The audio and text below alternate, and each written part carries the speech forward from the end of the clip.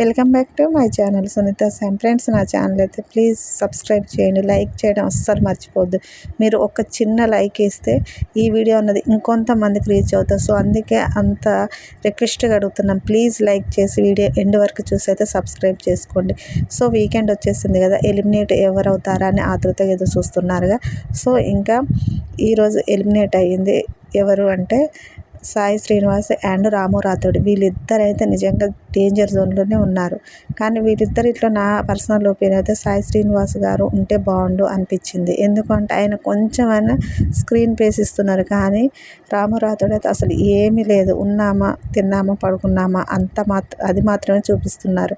So ఇంకా తన గురించి తానైతే అసలు ఆడట్లేదు, వేరే టోళ్ళ గురించి ఆడుతున్నాడు. ఏ విషయంలో ఫైట్ చేయట్లేదు.